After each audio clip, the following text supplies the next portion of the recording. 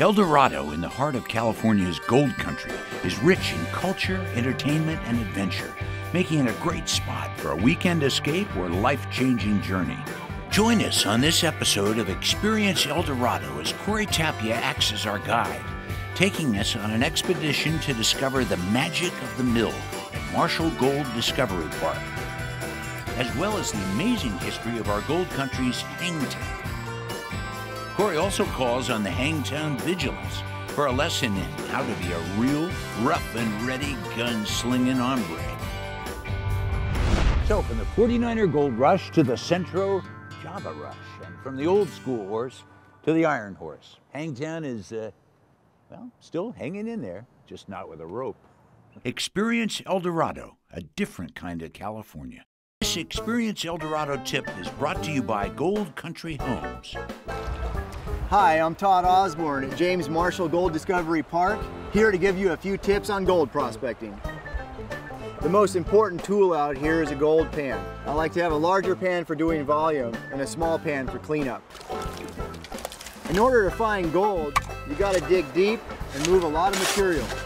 The big nuggets are heavy and they work their way to the bottom in high water. So the best chance of finding a big nugget is down deep. For more information on gold panning, visit us at experienceleldorado.com.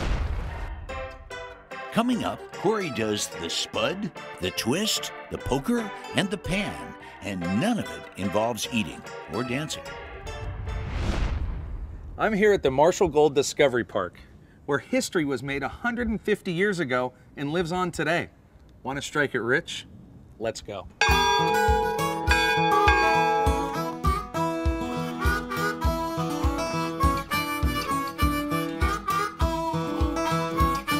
What do you guys think? Should we all head down to the mill? Yeah. All right, let's go down to the mill. Let's check it out.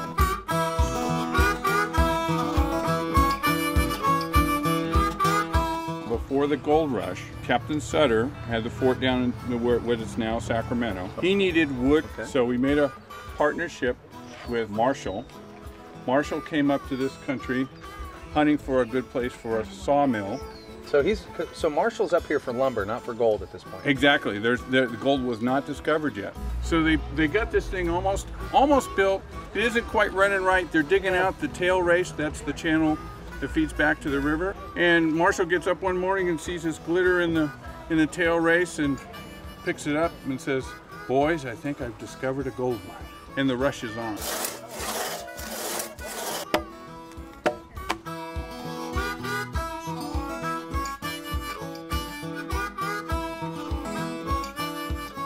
Can I make some rope with her? Sure. A lot of people think rope is braided. It's just isn't twisted. it?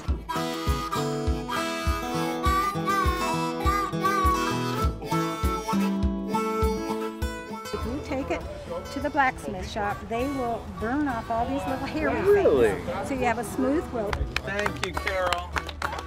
Last one of the blacksmith's rotten egg. Oh my God!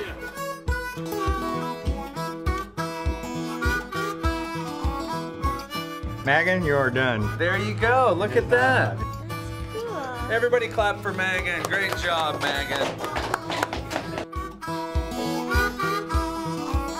This is the blower.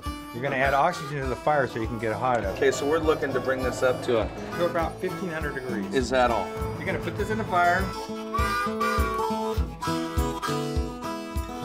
We'll clamp this in real good. And then you're going to take this tool here, twist. Oh, wait. There's a whole artwork in just twisting alone. Look at that. Look at that. When we think of blacksmith, I'm thinking somebody's just working on horseshoes, right? Right, but that wasn't the blacksmith. That was a farrier. That was a farrier. Farrier was a horseshoer. So much like I thought James Marshall died a rich man from discovering gold, that also is a myth. And that's a myth also, too. You want to see what happens when you get it too hot? Yeah, that'd be awesome. Men. Oh, jeez, you gotta be kidding me. Oh! Wait till you try the hot poker. Holy cow, that's hot. You want to know how they finish the metal? They would brush it off and get the slag off. You're going to take this little brush here, you're going to brush beeswax on it. The beeswax gives it the black finish. Last one to the river is a stinking miner. going gold panning this morning. Eureka! We're here with Todd Osborne and Rodney Earl Bland, two of California's modern day prospectors. We're gonna head up the South Fork of the American River, see where it all began. What do you boys think? Well, we got an open spot. We don't have to fight too much brush. Looks like some good pay to me. We should sample it. Smells like money. Money. What they do, full pan, just washing the top off it. Oh, gotcha. All the light All is wash it right off. All right. You see it's not gold? Yeah. That's not gold either. There you go, you got it, just like that. As little water as possible, really, to do this. We just found a bunch of gold flakes here in the sand. Yeah, small stuff. Yeah. Your heavier stuff out the bottom. Still out there. I found the hot spot. Yeah, I didn't do too good on the first few pans, but that one pocket was a doozer. It was a doozer. It was a doozer.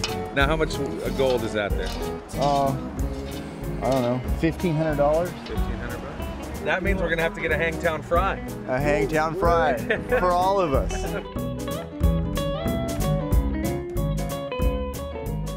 Who knew finding gold would be so tough?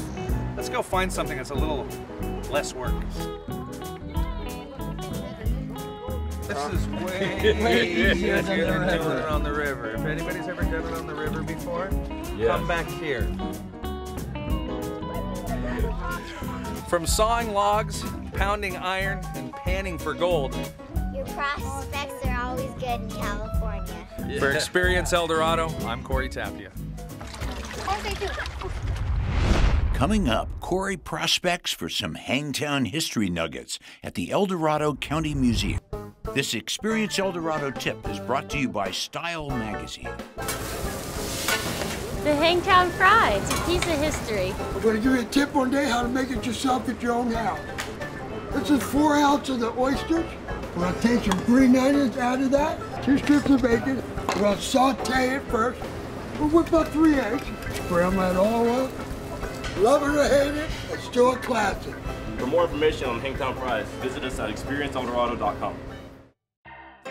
Cory's in luck. He ain't gonna break his back panning for gold nuggets of Hangtown history, because the Eldorado History Museum is rich with artifacts and amazing tales of the 49er gold rush. I'm here at the Eldorado County Historical Museum to hear all about Hangtown's colorful past.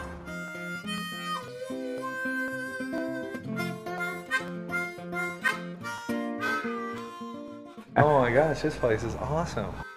We've got an Indian section, a 49er section, and then timber, and then a lot of artifacts. The 3 tribes that were here were the Nisan, and the Maidu, and the Miwok. What you see here is a lot of different kinds of baskets. These big ones were used for gathering. My next section is the 49ers and the gold rush. Okay, I don't see any pictures of Joe Montana.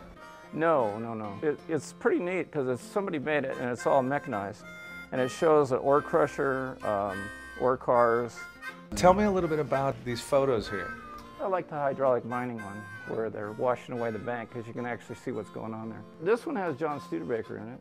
This is a wheelbarrow that was made by Studebaker. It's actually the original one. Oh, wow. And he made, between 1853 and 1858, he made $8,000 in wheelbarrows.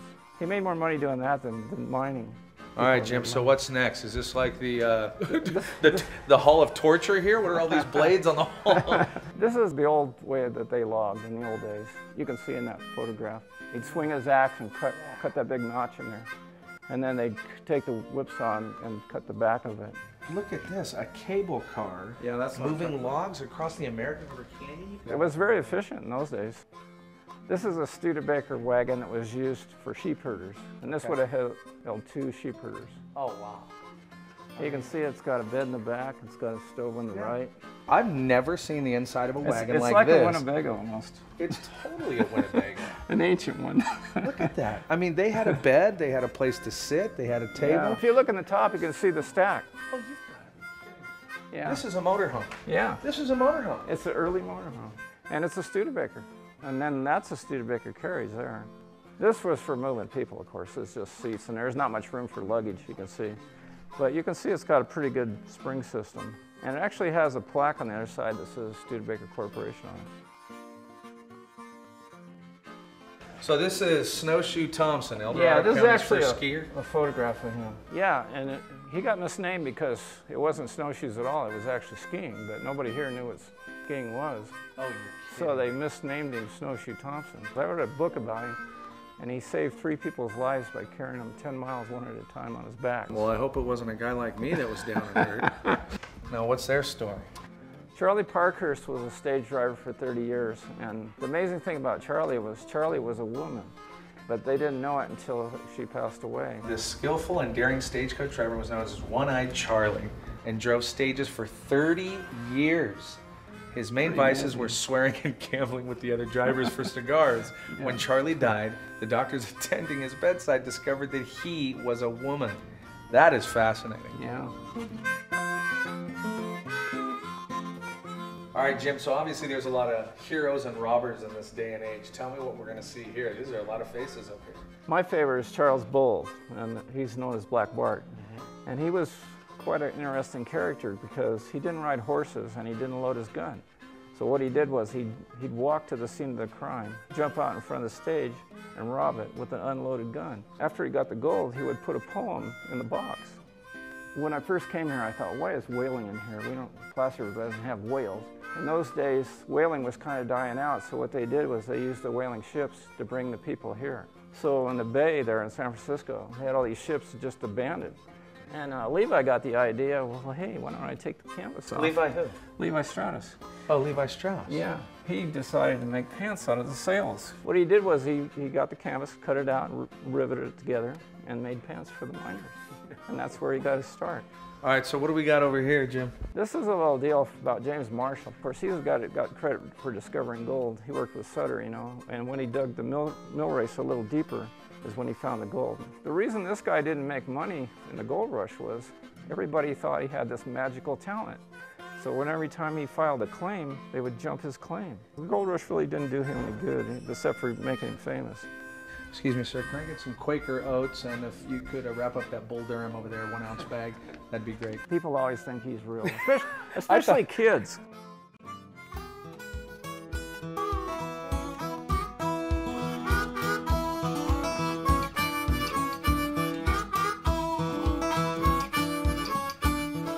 Old Dry Diggings was the original name of the Placerville area.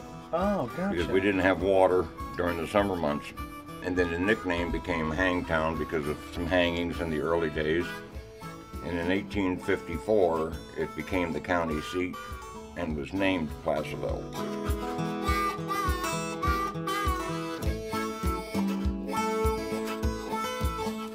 That's the old fire department. And when you walk right out the door and look right up the street there's the building still there without the dome on it. What's the purpose of the bell? Fire bell. Oh, it's a fire bell? Yeah. Town burned down in 1856, so that was our alarm bell. About 9 months after that photo was taken, the streets were paved. Oh, you're kidding. Horse and buggies were on their way out, and the first automobiles were on their way in. And Placerville was the largest population during the entire gold rush. You're kidding me. It was the center of everything happening during the gold rush. How many people were there? Average 20,000.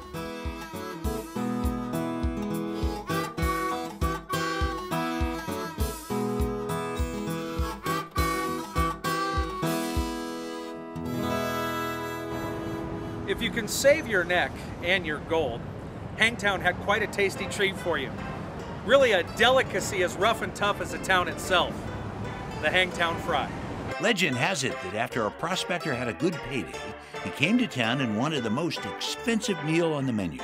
He was told eggs, bacon, and oysters were the most expensive items. The prospector, without hesitation, said that would be fine, and to toss them all together and fry it up. And the Hangtown Fry was born. Hangtown Fry coming up. That's cruel. Oh, the smell won't go away. No. You know what came to mind when that waft came? Dirty feet. Here we go. I'm gonna try, is this a homemade? Yes, look at this biscuit. Oh no, that's good. Yes, it is. Oh my gosh, your potatoes are amazing. I can't have it. That was, no, I'm no, full. Here. Here you go. That smells like dirty feet.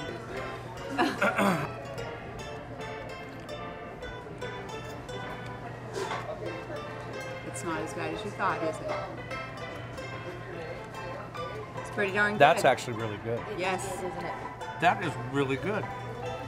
I'm telling you, ladies, you gotta try this. I was gonna say. Oh, you have to. You have to try this. I'm not kidding you. This is not as bad as you thought it was. Or I thought it was. No. Not bad, is it? It isn't bad. What do you think? Okay. Seriously, it's not bad, is it? And there you go. Two ladies who've been serving, never eating, take their first bite on Experience El Dorado. That's good.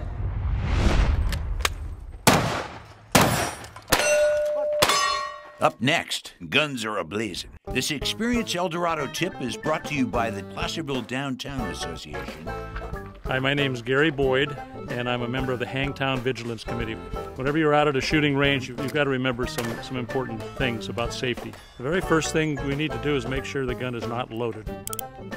The second thing, and equally as important, is barrel direction. The gun has got to be pointed downrange or in a safe direction at all times, loaded or unloaded. If you're nervous, tired, or angry, you shouldn't be shooting. For more information about the Hangtown Vigilance Committee, visit us at experienceeldorado.com. Jumpy or not, Cory's going to show us all how to be a rootin', tootin', gun-shootin' cowboy. But first, he gets a lesson from El Suave. Pick up the brass. I'm here. What do you need me to do? Holding pictures, or are you to do? Picking up brass. Brass? I'm here at the Eldorado Rod and Gun Club to learn the ways of the Hangtown Vigilance Committee, an art of single-action cowboy shooting. This is why I don't shoot guns. Good morning. Good morning. I'm Cy Russell. Cy Russell, nice to meet you. We have a gun-shy host. Is it okay to start with like a BB gun first, just so I can get the hang of this thing? I've never shot a gun before. That was going to be one of my first questions. Is what is your gun experience? Not a lot. The #1 rule in gun safety is be aware of which direction that gun is pointed, because if it does go off, it goes off in a direction that nobody will be hurt. Oh, you need an alias. Oh, I need an alias. That's right. No, nobody uses their right name around here. What about Haas? I've always liked Haas. Okay, my two assistants here, El Suave. El Suave. ¿Cómo estás, señor? Bien, bien, ¿y usted? Not too bad. Not too bad, not too bad. This is half-fast KW. Half-fast KW. Yep. We hope to get you up to 3/4 speed today. Well, I hope to someday. Yeah. Tell me about this single-action shooting society. This isn't no normal gun range here. We are a bunch of shooters who enjoy shooting the guns of the late 1800s, the single-action revolvers, the lever-action rifles, side-by-side and pump shotguns that were typical of the year. At the same time, we dress up more or less fancy as the occasion suits us. Okay, so I'm going to load one, skip one. Skip one. Next one I want to load, put that one in. Out of the holster, coming up, pocket, draw your gun, fire one. I'm going to pick the gun up like this, get it way out like that again, keep my thumb on this side, pick it up, work, and shoot it. There you go.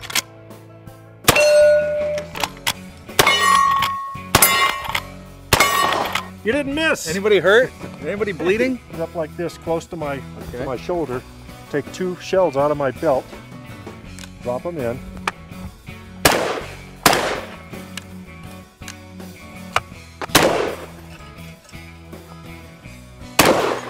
Don't close your eyes when you pull the trigger. Ah, wow!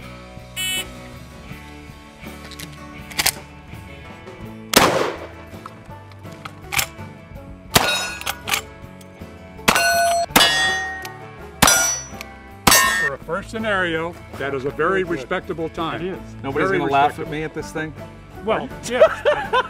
Imagine that 6672 and I'm dressed like Suave. Thank you so much for your patience. You guys rock. So as things wrap up here in old Hangtown after all this shooting and safety courses, the real games begin tomorrow at sunrise.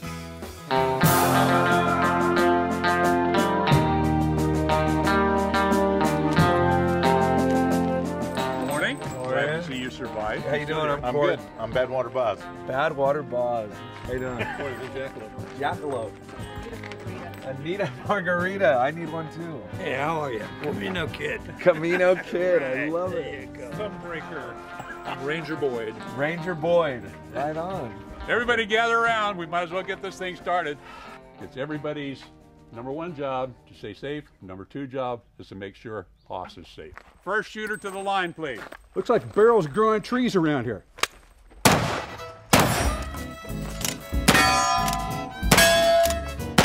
Nice, dude, this guy's good. Well done.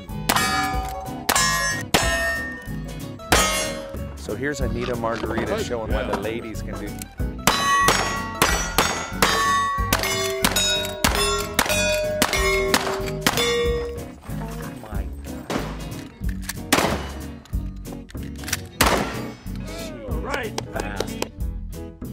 Whoa. Pick up brass. What do you want me to do? Pick up brass. Okay. Excuse me, sir, do you have your ears on? I'm here. What do you need me to do? Holding pictures, or are you Picking up brass. Occasionally, he seems to have a lapse in memory. pick up the brass? They're tough around here, Ray. Thank you. Any other pooping to be scooped? We're good. This guy don't let me rest. Oh. Don't spill them. They say this is for fun, but there's a lot of pressure today. Why don't you go ahead and load the small ones in the rifle. Load one. Leave one empty. What the hell are you loading in there? Relax, Cory. He's yelling at me all the time. I feel like he's like a long lost uncle or something. Is he like this all the time, or does he have tight chonies under there? 49 years. 49 years you've been with Suave? Easy. Good job. Relax. Rifle. Why am I ready to throw up? All right, ready position, right? Looks like barrels grow on trees out here. Stand by.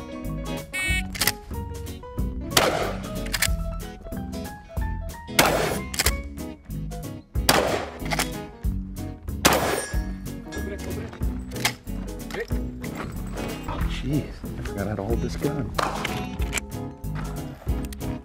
And I gotta tell you something, I'm a little disappointed with my first round. I definitely have something to work on. There's no doubt. It's called everything. Okay, hold on, I gotta watch it. Philadelphia Rose, I'm a fan of yours. It's all about being slow, but consistent. I gotta hit every target. I mean to kill you in 1 minute, Ned. Stand by.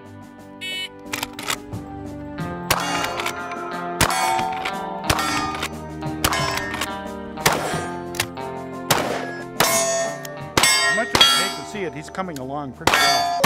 Way to go! 4-9-8-4.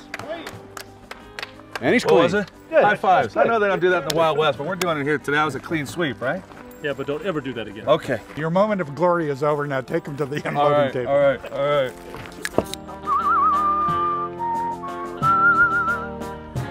Looks like there's some cowboy in this cowpoke after all. Till next time. With gold still in them there hills and the Hangtown charm, Placerville is her name now, and she's alive and kicking. I'm Perry King. Thank you for watching Experience El Dorado. Eureka!